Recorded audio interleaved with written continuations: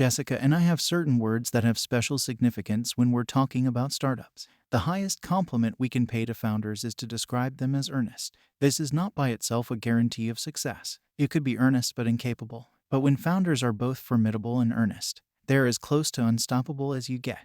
Earnestness sounds like a boring, even Victorian virtue. It seems a bit of an anachronism that people in Silicon Valley would care about it. Why does this matter so much? When you call someone earnest, you're making a statement about their motives. It means both that they're doing something for the right reasons, and that they're trying as hard as they can. If we imagine motives as vectors, it means both the direction and the magnitude are right. Though these are of course related, when people are doing something for the right reasons, they try harder. The reason motives matter so much in Silicon Valley is that so many people there have the wrong ones. Starting a successful startup makes you rich and famous, so a lot of the people trying to start them are doing it for those reasons. Instead of what? Instead of interest in the problem for its own sake. That is the root of earnestness. It's also the hallmark of a nerd. Indeed, when people describe themselves as ex-nerds, what they mean is that they're interested in X for its own sake, and not because it's cool to be interested in X or because of what they can get from it.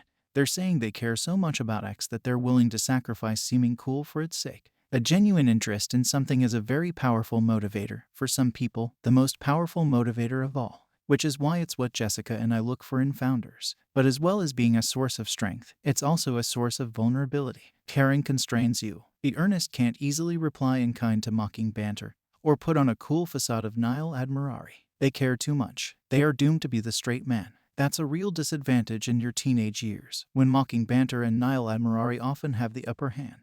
But it becomes an advantage later. It's a commonplace now that the kids who were nerds in high school become the cool kids' bosses later on.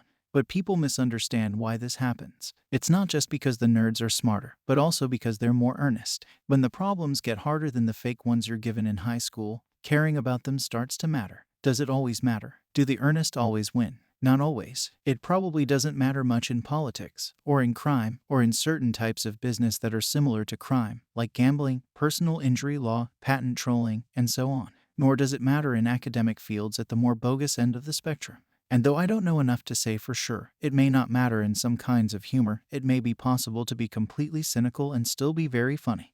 Looking at the list of fields I mentioned, there's an obvious pattern, except possibly for humor. These are all types of work I'd avoid like the plague. So that could be a useful heuristic for deciding which fields to work in. How much does earnestness matter? Which can in turn presumably be inferred from the prevalence of nerds at the top. Along with nerd, another word that tends to be associated with earnestness is naive. The earnest often seem naive. It's not just that they don't have the motives other people have. They often don't fully grasp that such motives exist, or they may know intellectually that they do, but because they don't feel them, they forget about them. It works to be slightly naive not just about motives but also, believe it or not, about the problems you're working on. Naive optimism can compensate for the bit rot that rapid change causes in established belief.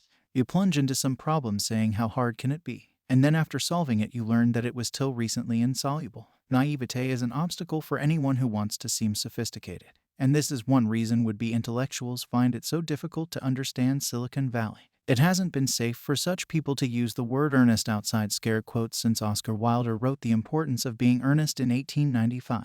And yet when you zoom in on Silicon Valley, right into Jessica Livingston's brain, that's what her X-ray vision is seeking out in founders. Earnestness. Who'd have guessed? Reporters literally can't believe it when founders making piles of money say that they started their companies to make the world better. The situation seems made for mockery. How can these founders be so naive as not to realize how implausible they sound?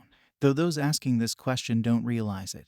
That's not a rhetorical question. A lot of founders are faking it, of course, particularly the smaller fry and the soon-to-be smaller fry. But not all of them. There are a significant number of founders who really are interested in the problem they're solving mainly for its own sake. Why shouldn't there be? We have no difficulty believing that people would be interested in history or math or even old bus tickets for their own sake. Why can't there be people interested in self-driving cars or social networks for their own sake? When you look at the question from this side, it seems obvious there would be. And isn't it likely that having a deep interest in something would be a source of great energy and resilience? It is in every other field. The question really is why we have a blind spot about business. And the answer to that is obvious if you know enough history. For most of history, making large amounts of money has not been very intellectually interesting. In pre-industrial times it was never far from robbery. and some areas of business still retain that character, except using lawyers instead of soldiers. But there are other areas of business where the work is genuinely interesting. Henry Ford got to spend much of his time working on interesting technical problems, and for the last several decades the trend in that direction has been accelerating. It's much easier now to make a lot of money by working on something you're interested in than it was 50 years ago. And that, rather than how fast they grow, may be the most important change that startups represent. Though indeed, the fact that the work is genuinely interesting is a big part of why it gets done so fast. Can you imagine a more important change than one in the relationship between intellectual curiosity and money? These are two of the most powerful forces in the world, and in my lifetime they've become significantly more aligned. How could you not be fascinated to watch something like this happening in real time? I meant this essay to be about earnestness generally. And now I've gone and talked about startups again. But I suppose at least it serves as an example of an ex-nerd in the wild.